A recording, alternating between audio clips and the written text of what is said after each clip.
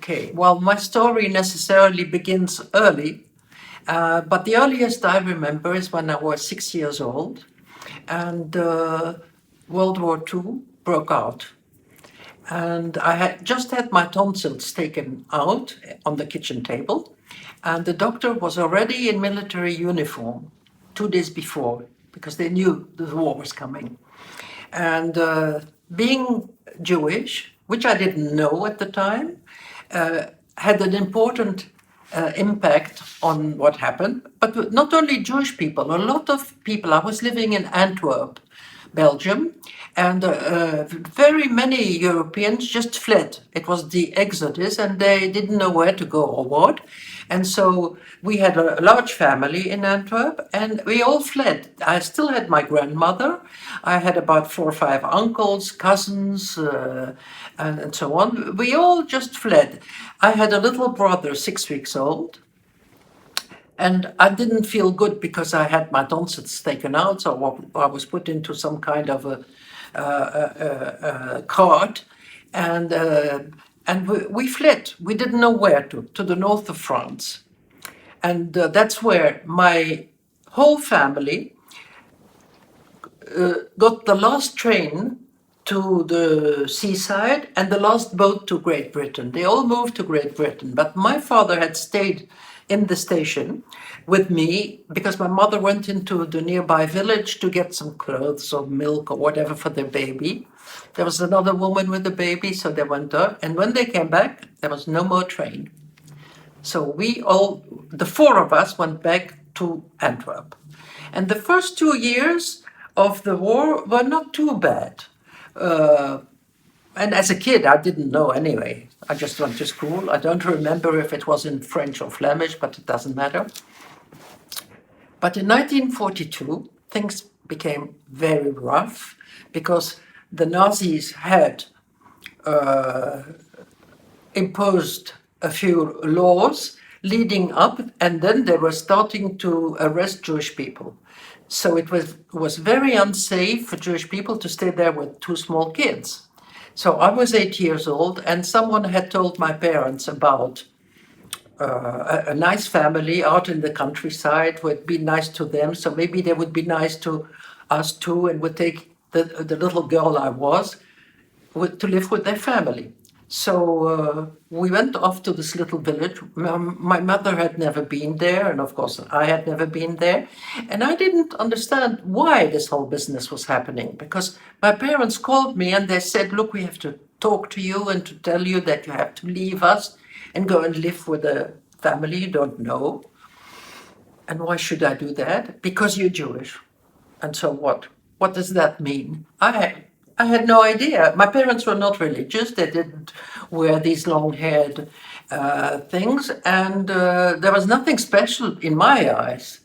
Anyway, that my mother took me to this place, and the farmer, who was a great man, I just have the fondest memory of him because he was a big, bulky man. He was good itself. He was so kind. He was so nice. And he immediately accepted to take me in to live with them. I think now, later, when I became adult, they had he and his wife had 1 boy, and this boy was 2 years older than I was, and he was a no-gooder. And I think he must have been mentally retarded or something, because he didn't really speak. He would just and I guess the farmer really wanted a little girl, so I was the apple of his eye. He was wonderful to me. And I decided, and I think many Jewish children at that time decided, that I was not going to cry. I was not going to feel sorry for myself, but I just shut in. It was pure a shutdown of all feelings. So I didn't feel anything, it was fine. And I really, really enjoyed discovering country life. I really loved it, all the animals and the trees and the vegetables and making butter. And everything was a discovery, and I loved it. And My mother came to visit me. My father never did because he never lived at the small flat in which they were in hiding. And she asked me to find a family for my brother. Can you imagine an 8-year-old girl? What can I do? The only family I knew was just 500 meters away, half a kilometer. So, and I'd played there, I'd gone there. And so I walked up there and said, would your parents be willing to take my little brother? Years later, I asked Maria, the girl, everybody was Catholic there in that village, of course. And I said, why did your parents say yes? Because they didn't know. So she said, well, my father asked me, why should I accept this child? And I said, well, because the Germans are after him. Now, this man had been a soldier in World War I, and he had been gassed and he had a lung illness. So he said, if the Germans are after him, I'm taking him.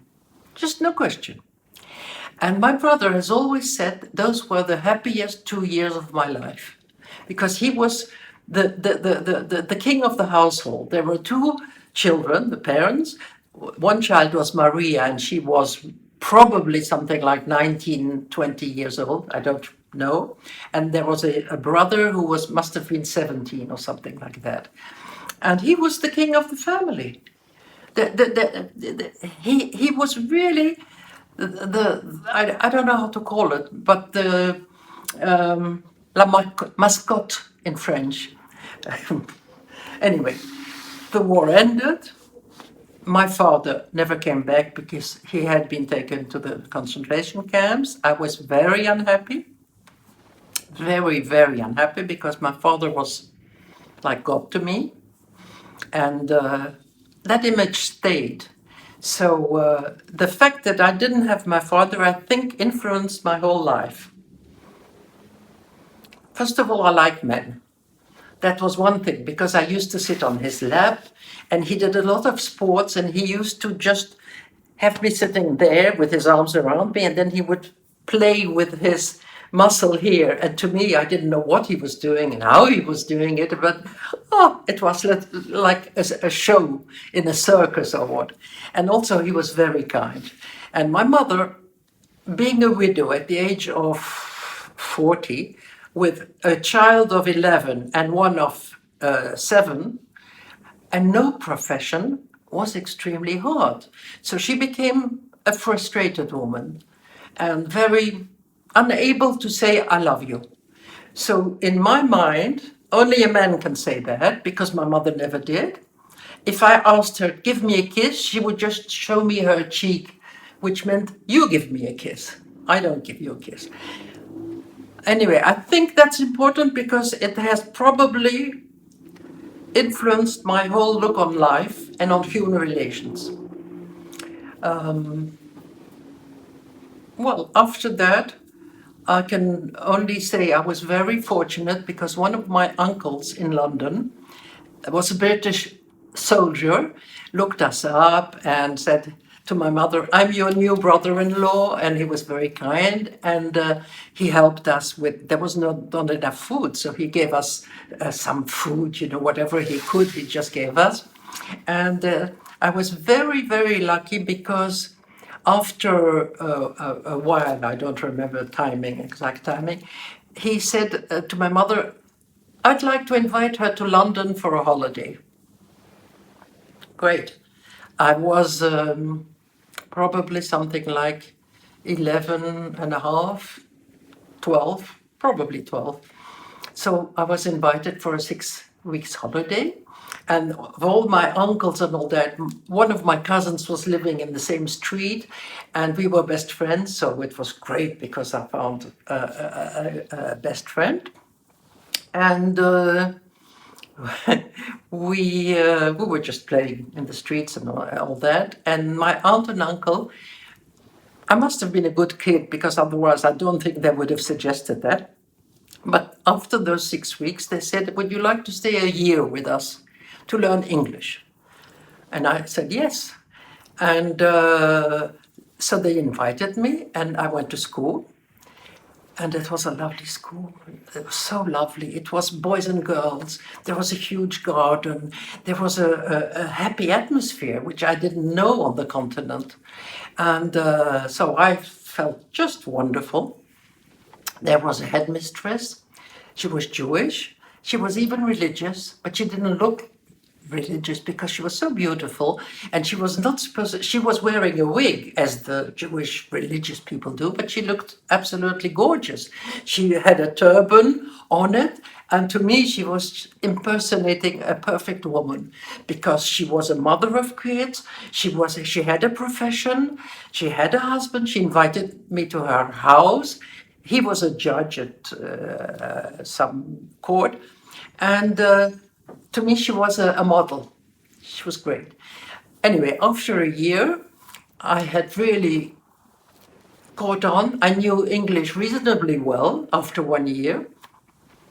And the headmistress asked my mother, why don't you leave her with us for another 2 years in order that she may pass the matriculation exemption? That's an exam which no longer even exists, but which was a milestone. So my mother asked me, do you want to? And I said, yes.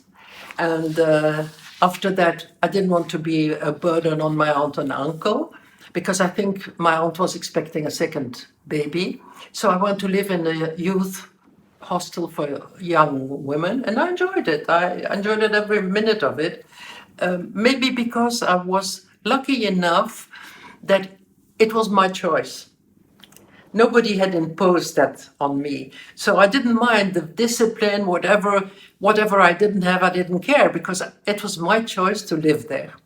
And I did my schooling and I passed my matriculation exemption. And by then I must have been 15 and a half. So I came back to Belgium. I was a good student because I just worked reasonably well and organized myself well. And my mother was kind there. She said, do you want to go on studying? But at the time, my dream was to become a doctor. And I knew that was years and years of study, and it wasn't fair to her. She was alone with me and with a smaller kid. So I said, no. And I said, I'm going to learn shorthand typing and going to work. So that's what I did, learned shorthand typing, and at about 16 and something, I started working. And we made an arrangement, because I'm sort of reasonable. I was already reasonable. I don't know how and why, but I was reasonable. I said, look, half of my salary is for you, for my living and eating and all that, and the other half will be for my needs, personal needs, which means holidays, clothes, whatever I need, I'll pay myself. So we made this arrangement, which was very nice. And I had one big ace in my cards, knowing English. At that time, which was the 1951 or so, it was two things, the golden 50s. Europe was waking up and doing well and being reconstructed, and I knew English. So I had no trouble finding work, really no trouble, because not that many people knew English at that time. Now everyone knows English, mostly. And I had a job as a shorthand typist in a big American company. And I had a great love for Americans because in the village where I was living during the war, the American tanks rolled in when it was the end of the war. And I saw all these soldiers, and I remember my mother came to the village because we knew the war was going to end. She wanted to be with us, with the two kids. And she said, my God, these soldiers, they're kids. Of course, they were 18. She was about 40. And she felt sorry for them. Of course, many of them died. And so she did a lot of interpreting and all that. She knew a bit of English. She knew French and Flemish. I don't know how. And so I had a basic love for America. And working for an American company, a big company, I loved it. I don't know why, but I've always loved working. I thought it was a necessary thing at least for me, because I felt respected. I didn't want to do free of charge work. I don't know. I needed the respect, the fulfillment that work gives a person, including women. I needed to be appreciated for what I could do. And I was an excellent secretary. At that time, I was only a shorthand typist, just noting that doesn't even exist anymore. But at that time, shorthand typing, and then on those mechanical typing machines. And I worked there, I think, for about 6 years. In the meantime, I met my future husband. And I'd known him very briefly before. I was going to London. We were in a youth club, and then we lost sight of each other, and he didn't even recognize me when we met again. He was completely shocked because I looked different. Obviously, a girl looks different at 11 or at 20. So I met him, and I don't know why. He just immediately, I don't know why, he just admired me. And then when I told him about my job and my work and this and what I was earning, and he said, no, you deserve better than that. You should earn more. He didn't earn much at all, but he still decided that I wasn't paid well enough. So he said it more than once. And after a while, I said, all right, I'll apply to other jobs. And I did, but I did it in a very systematic way. I was earning 6,000 Belgian francs at that time per month. And I decided, okay, I'm going to check what he says. I applied for every possible job. My only aim was to find out whether or not anyone would give me the 9,000 francs I was asking, which was a 50% raise as far as I was concerned. And I was not sentimental about it, business. So I applied, and finally I went to any job, anyone who would interview me, and there was one guy from a pharmaceutical company. He hesitated very much. He wanted me, he didn't want to pay that much, he wanted me, and he asked me to come a few times. And by the few times that I came, I didn't like him. But I didn't say that, of course. You don't say that to a future possible boss. So at a certain point, he phoned me and he said, well, okay, I'll give you the salary you asked for. And then I said, well, I'm very sorry, but I'm not interested. I'm not coming. But I knew that I could get 9,000. And then I continued in a more focused way. And I found a job with a pharmaceutical company, a much bigger one. I loved it. I just adored it. It was the headquarters of, well, you can edit this or not, of Pfizer International. And we were the headquarters for Benelux, Scandinavia, and Eastern Europe. So, and there was a factory there. And that was as near as I could come to medicine because I loved it. The productions people and the laboratory, which were the big departments, we had lots of people working there. It was a huge factory. They were all dressed in white. So to me, that it was almost being among doctors.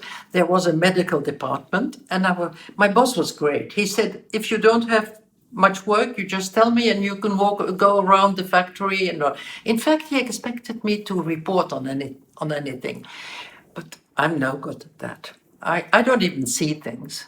So I found out later this woman was flirting with that man. I had no idea. I didn't care. It's none of my business. So I never ever reported on anything because I just didn't even see it. I did report if somebody came to see the big boss. And I was with the big boss every day, so it didn't impress me that much. But when an employee was interviewed by the big boss for whatever reason, they were just shivering in their boots. They were afraid. So I had to help them a little, soothe them a little. And when they came out, sometimes they came out and they had not dared to even ask the question for which they came. So that kind of thing I reported. I said, but that was efficiency. That was, it wasn't just talking about people. So I loved that job. I really did, because I was close to the boss. And I must say, I've discovered in myself that I'm not such a strong person. I mean, I don't want to be the boss. I don't want to make big decisions. Once I said to my husband, you know what? I'd like to work in the foreign ministry. How do I manage to get a job with the foreign minister? That was my ultimate goal. Be the right hand of someone who needs to make decisions and take important responsibilities. But I was just fit to be a good assistant. Like, for instance, when I worked with this Pfizer, my boss was very kind, because I didn't, and he told me, it's the first time I hire such a young secretary. So I said, well, okay. The first day I came to work, I disguised myself into an old woman, with a dark gray suit and a strict bun and all that. And I thought I had to really look old. I was 23. Yes, 23.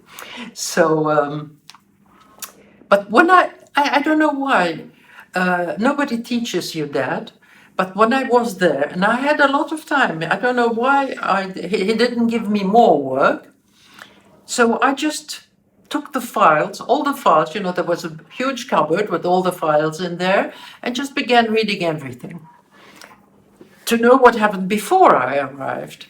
And then one day he had the manager of Sweden on visit. And he was talking, this manager, and he had a button on his desk, which meant if he rang, I had to go in. So I went in. But before that, I thought, oh, he must be needing that file, because it's not possible that he didn't ask me before. So I just took the file with me. One never knows. And as I came in, I had this file, and he opened his mouth to say, I want that file. And I said, here it is. So he was stunned. And the guy from Sweden was stunned. And to me, it was nothing. It was just normal. So I went back, and then they went out for lunch. And he told me later, they were sitting there for lunch. I didn't find anything more important to discuss than secretaries. And the guy, the Swedish guy, said, oh, there's no such a thing as a good secretary. And my boss was very proud of me, and I was his property. So he said, what do you mean? Look, my secretary, she's perfect. And then look, oh yeah, okay. And after that, during the lunch, my boss said, oh my God, I forgot to put the blinds down. And he had a circular office, and during lunchtime, the sun was shining in there. When you got there, it was like a sauna, Say, oh, I forgot to close the blinds. And so the guy said, if you have such a good secretary, then she should do it. My boss was very sort of anxious about it, but never mind. And when they came back, I had pulled the blinds down, I had emptied the ashtray, everything was perfect. The Swedish guy went back to Stockholm and told his secretary about it, and told her, go out and buy a book, because that girl is really... But I think it's not so much that I wanted to be someone special. I wasn't aware. I just did my job as well as I could.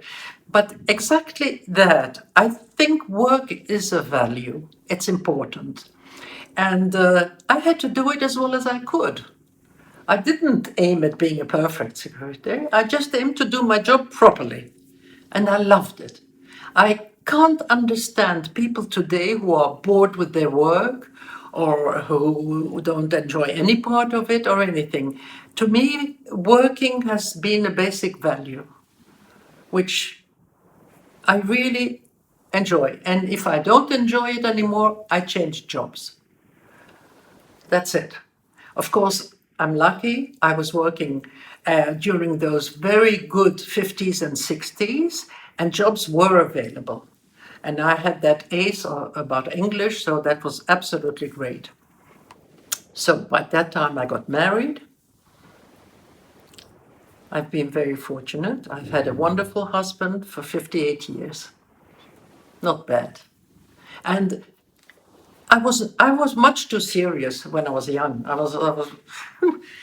was terrible. I didn't even act as a teenager or anything. I'm trying to do now, but but at that time I was dead serious. So I didn't express my love in a girlish way. I was just dead serious that this is the right guy for me. This is the one, and that's it. After that, it was almost businesslike, and. But I was dead scared to get married. Oh my God. It was like a lifelong engagement as far as we were concerned. We were very traditional and all that. And I thought, oh, how can I make a lifelong commitment? Terrible. And I was panicked. In the end, he had to really almost force me. He said, he invited me to a drink in an awful place. And he wasn't sophisticated. He was just wonderful. And he said, now look, it's the last time I ask you. It's yes or no. Are we getting married or not? And so I was there and completely scared to death. But then the other scare was, if I say no, well, I'll lose him. So I said, yes, yes. And I've never regretted it, you know. So, you know, it starts, these stories start in different ways. Some people are madly in love when they get married, and then it becomes worse and worse. And I was just scared to death, and it became better and better until the very last day. You know, his last words, he was in intensive care in hospital, and for 4 months. But for 3 months, he had to have I wouldn't say pipe, but you know, a flexible thing into his lungs in order to breathe. He couldn't breathe otherwise, and so he couldn't speak. And just about a week before he died, the doctor said, look, come in for the visiting hours, come in 20 minutes earlier, because we're going to take these little pipes out and he will be able to speak for a few seconds, a few minutes. So I said, oh, of course, okay. And he was told that it was going to happen. So they said to him, look, think about what you want to say, because you're only be able to speak for a very few minutes. And so they took out that, and so he had a few minutes, and you know what he said? He didn't even look at me. He looked at the two doctors and he said, my wife is wonderful. Which, you know, he didn't say anything to me. He didn't say, I love you or anything. He just said, my wife is wonderful, which I consider his last present. Yeah. That's a hard question for me, because I've never tried to use my power, but perhaps I did in a sort of underground way, because I'm afraid of using power. It's a big responsibility, really, and I don't trust myself enough, so I was very happy to be the assistant of someone very powerful. I like that. Maybe it's a bit cowardly on my part, but I didn't trust myself to be the big boss of anything. I liked very much to be the assistant to the big boss. So I don't think that applies to modern women. But there is some power in being the assistant of a powerful person too. Power. I think my way of being powerful was more to exercise my own power of being myself, of trying to be as good as possible at anything I was doing, of being very serious about it. I never neglected a job, but I also never accepted that anyone should slight me. I remember in my first job, I was still shorthand typist, and my boss once said one day, he said to me, oh, you must stay later because there's an important letter that has to go off today. And I said, I'm sorry, I have an appointment, which was true. I had an appointment to do my gymnastics 5 minutes from the office. So I went and did my gymnastics. And the reason was he didn't ask me, would you agree to stay an hour later? There is this urgent thing. And I didn't accept that. I really never accepted to be looked upon, because I myself don't look upon others as whatever sort of public station they're in. I feel every human being deserves and requires request.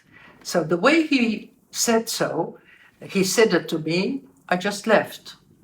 And I did my hour of gymnastics, and after an hour, I came back to the office and I did the letter. He got the message. The next day, he gave me a book as a present. So when I say that I'm not particularly looking for power, that doesn't mean that I don't demand respect. I always do. Because I also give respect to other people. I have no prejudice.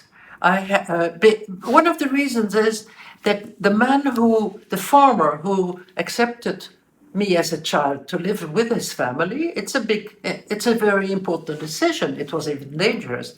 And this man couldn't write. He was analphabetic. When he had to sign, he signed with a cross. So once and for all, that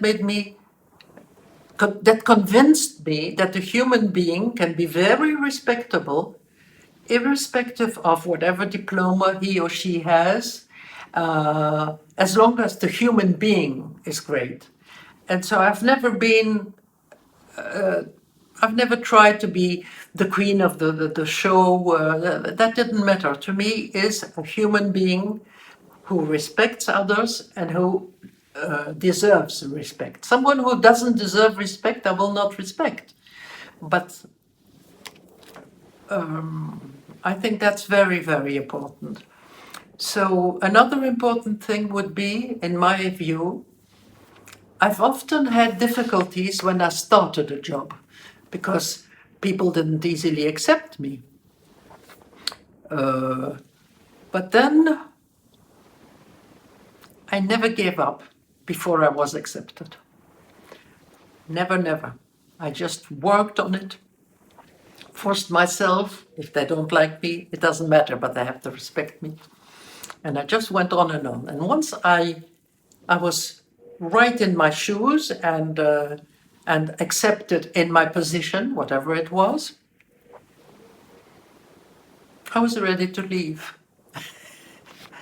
Another thing was that I was very, very sorry for myself because I had never studied, never gone to university. And I used to say about once in 3 months, 3-4 times a year, I would say to my husband, "Oh, I'm so sorry, I never went to university." And at some point, I had 3 children by that time. He said, "Look, stop it now. Either you stop saying that you wanted to study or go back to studies." I looked at him and said, "Oh, he's right. Just useless talking doesn't mean a thing." And I had to, in order to go back to school, to university, I had to pass an entrance examination, which was not too easy because my education was completely lopsided. I started out in Antwerp in Flemish, I guess, I don't know, then continued in French, then went on to English.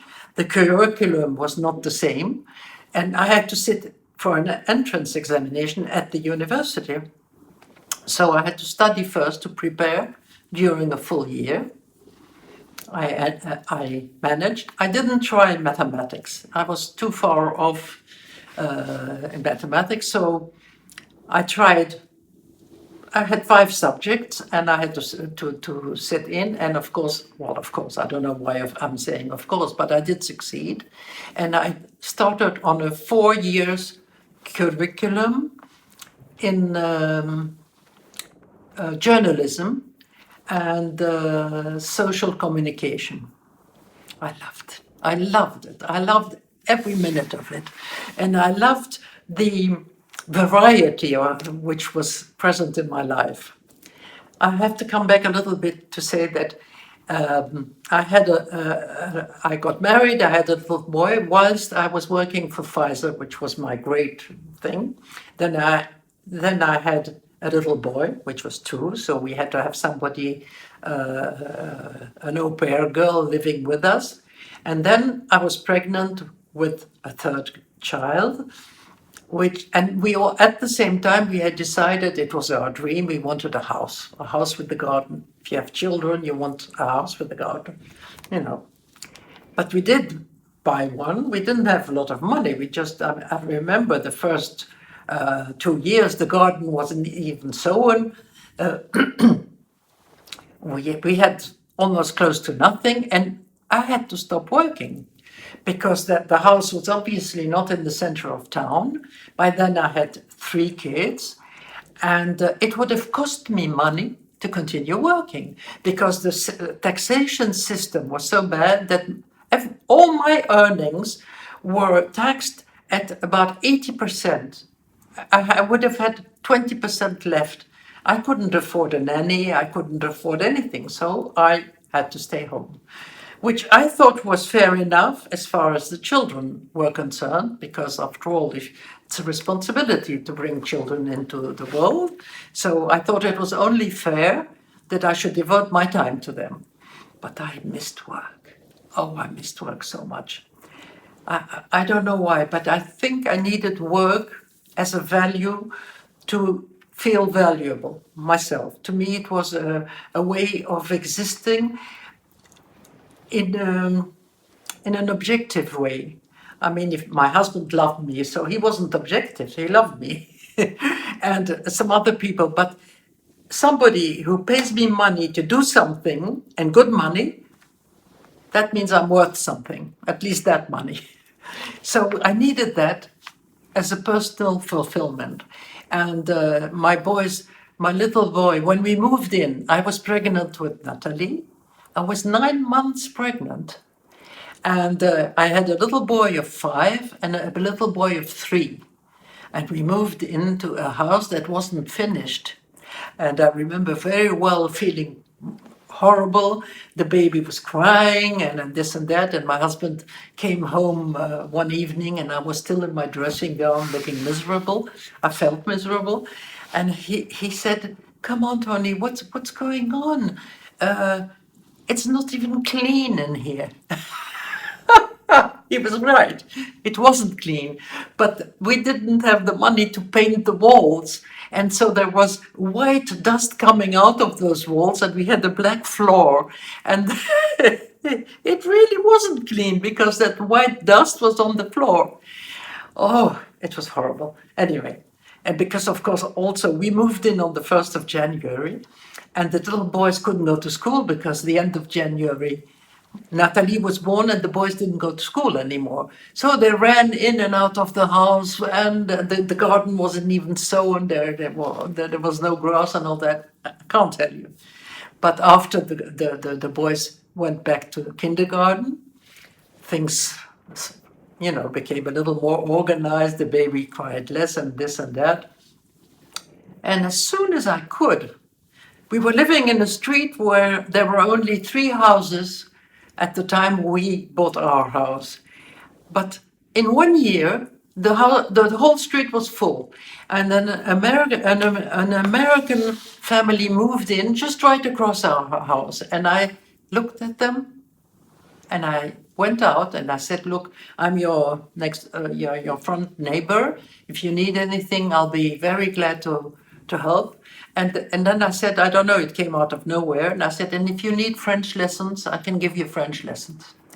So I organized to give French lessons in my home when the baby was sleeping for a nap or whatever, when the cleaning lady was there.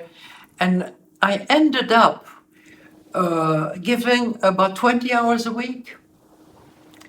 I trained myself. I just bought books and worked hard at it. And there were so many American families living in the neighborhood that I had no trouble finding customers, which was my way of working And not having, I didn't have a car to begin with or anything. I couldn't go anywhere. And so that was before I started university again. Not again, just started. So I've never really given up on work, because to me it's a valuable accomplishment if you do it well. And I think you can always find interesting aspects to it. Some jobs I can imagine, automatized work, they're not very useful at self-accomplishment. But on the other hand, it all depends how you do them. If you're a cashier in a supermarket, of course it's not a great job. But on the other hand, if you smile at your customers, if you exchange some ideas or thoughts with them, it makes the job so much nicer. I think we really have an impact on that sort of thing. And also another thing that I decided when I was younger, which I don't know how it came to me, but when the war ended, and I was pretty upset, like most people who lost a father, but I decided I'm not going to look backwards. Never, ever. I'm going to look forward. There's no point in looking backwards because I can't change the past. But I'm going to look forward and do my best to live as well as I can. And also, if I look backward, I'll become bitter, a person full of hate. And I don't want to do that. I want to be a pleasant human being, and I want to, if possible, help other people to be pleasant and kind. And that doesn't mean I'm not demanding. I'm very demanding. But every human being needs a minimum of accomplishment and encouragement. And if I'm nice to a person, that's an encouragement. And everybody can do whatever they can do well. I have a cleaning woman, and I've always had cleaning woman who stayed for years. The one I have now is with me since 20 years. And you know what? She's only 10 years younger than I am. And she has become a friend. And her health is not even better than mine. And she takes a cleaning woman to do her house in order to be able to come to do my house. But I just mean that the human relations are not related, are not precious because of the purse that a person has. They're related to the way they behave, to the way they interrelate with other people, and I think everyone should have a chance, and everyone should be respected to begin with. I have a friend whom I have split with simply because I couldn't stand her view of life. Not that I don't think everything's happy in my life, but I take a positive look at life, and even if things are not happy, well, that's life. You can't change that. But this person, whenever there is any kind of situation, stupid situations, she will always look at the worst aspect of that situation. It's not that there is something unhappy. I lost my 2 sons. That's very unhappy. But that doesn't mean that everyone is lucky in life or anything like that. And this person will always see the bad aspect.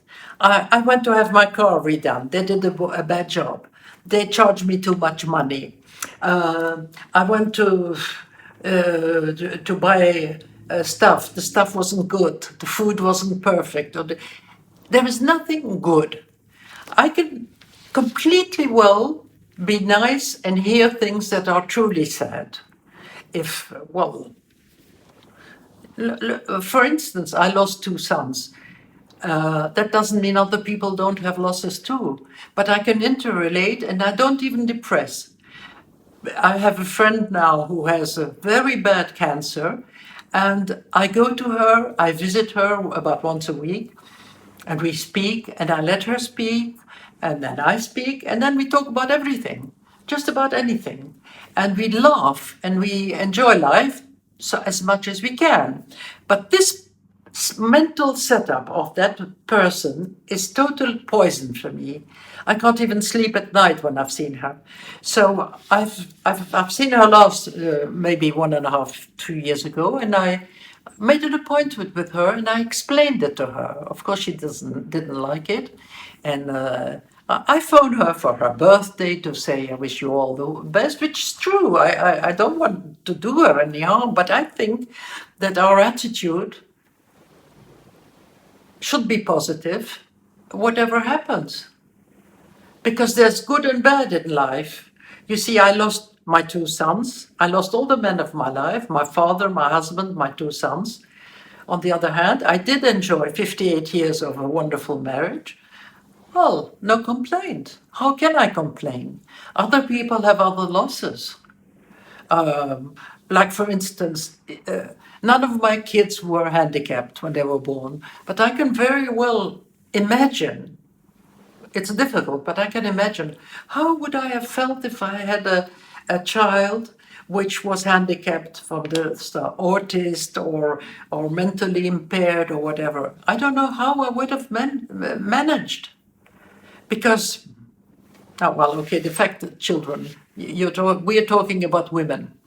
Personally, I am very selfish. I wanted to have a child, and as my young imagination, I used to think, well, if I don't find a husband, I'll have a child on my own, because I want the experience. I'm a woman and I want to feel that. But on the other hand, it's a huge responsibility. Wow, to bring someone into this world. I don't have to tell you how bad it can be. And that's also one of the reasons why I didn't mind stopping work. The first reason was that I couldn't earn a penny it would have cost me. The other reason was that since I had made the decision to have children, I did owe them something. I did owe them the fact that I had to take care of them in as good as possible a way. So I actually did stop working for about 5, 6 years, and I don't regret it. One has to take one's responsibilities. I don't know where I was at. What happened when you finished journalism? Well, in that respect, I'm a lucky girl. I hadn't finished yet when I was offered the job. That was in the 70s. That was 74. I finished in 75. And I did, my end of year work was about the coup in Chile. You remember? Salvador Allende. And I don't know why I chose that, but I chose to analyze 3 or 5 American newspapers on how they reported that. So I had to go to the American Library in Brussels to check on all the articles over a period of 3 weeks, just the time of the coup. And that was my analysis, that was my end of year. And since I went at least once a week to the library, I met the lady who was the director of the library.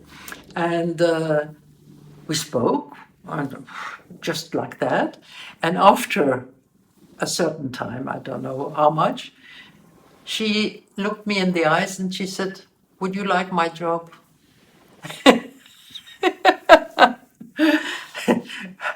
I looked at her and said, "What do you mean?" She said, "Well, I'm 65, I'm going to retire, and I could suggest that you get my job." I hadn't finished.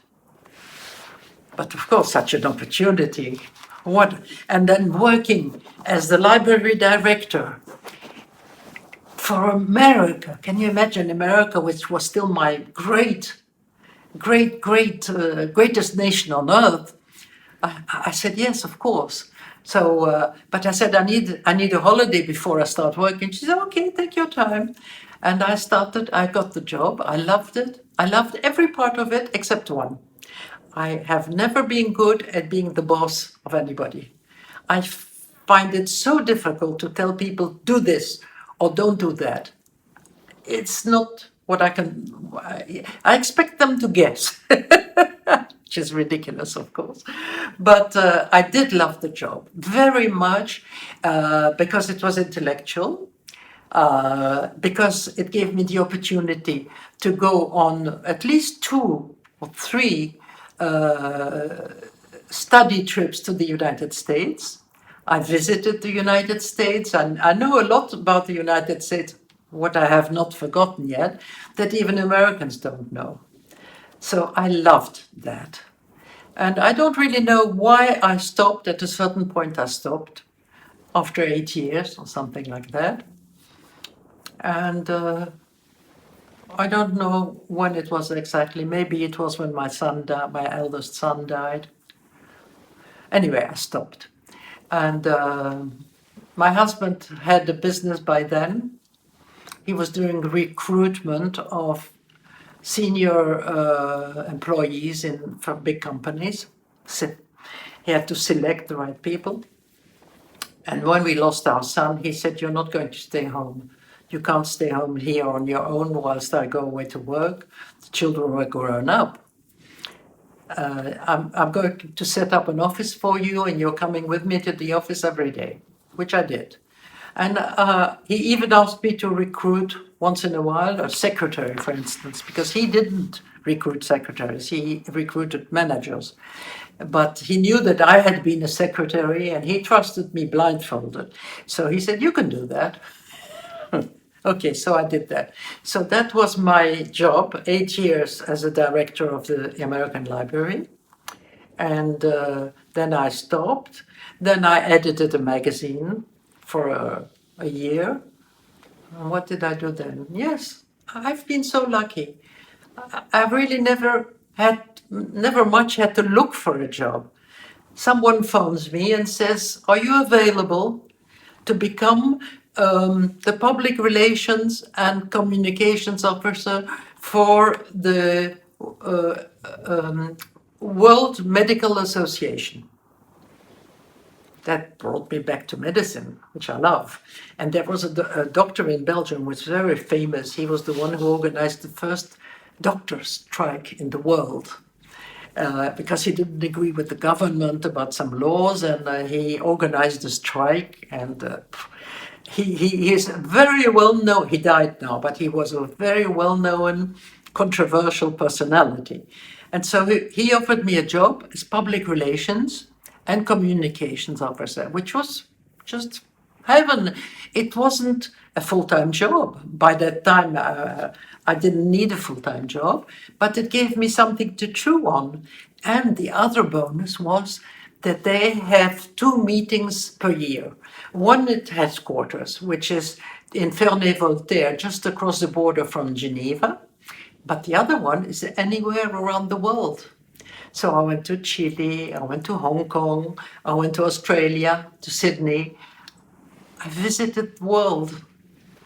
And it also gave me something interesting because it's all about ethics in the medical world. That was their main activity. To get together, they had about between 50 and 60 members, and their members were the national associations of doctors. And their only activity was to set guidelines for medical ethics. What you do, what you don't do, and it was very interesting stuff.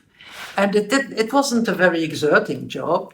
And the great thing was I could travel, which was great, and it was intellectually very stimulating. And I enjoyed it very much. During the meetings, I went 3 times to America for meetings. I was the one who had to set up interviews with the big shots of our association and the local journalists, and had to write the publication, well, just the public information. I loved it.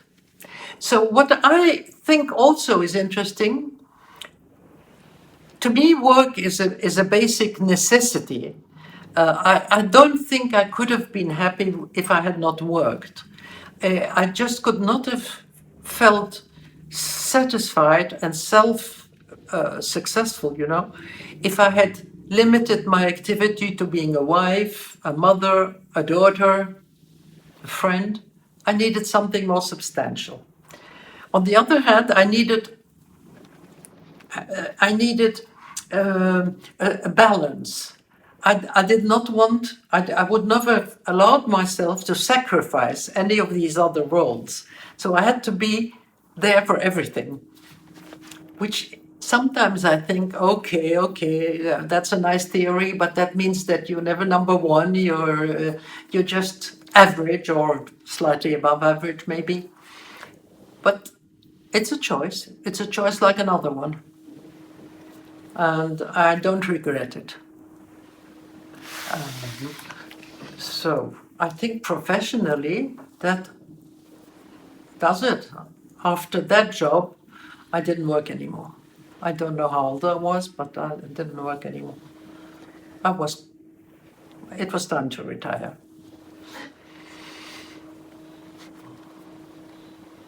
Well, if they love women with power, but the first part of the sentence, they love women. And if they love women, they should also respect them. And my husband said that the most important ingredient for a happy marriage was mutual respect. Now, having a woman with power can be frustrating, but it can also be a very good incentive to do well. Anyone who's in a relationship needs to feel encouraged to bring out the best in himself or in herself. If you have someone, you live with someone who is not ambitious, who's not very good, ambitious maybe not be the right word, but I think every person should strive to self-fulfillment in a positive way. Not being the prime minister of the country, that's not necessarily self-fulfillment, but to feel good that he or she has at least done whatever was possible. If you have a partner who does nothing much, it's not very stimulating. So I think to have a partner who is demanding, serious, but not overpowering. Because if you want to respect the other person, you can't be overpowering. You should not be overpowering. You should be a partner, not one above the other.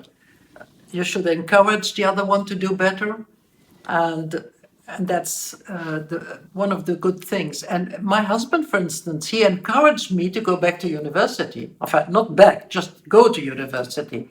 So he felt he had a problem with that because he himself had not managed. He could not. He didn't go to university. He did have a problem, but he was so proud that he was doing well with me that he never ever regretted it.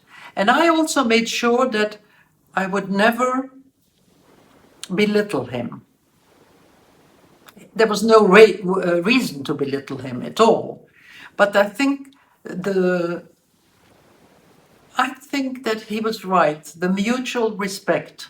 If a man is married to a super powerful woman, she should be clever enough to respect him too, and help him to fulfill whatever abilities he has.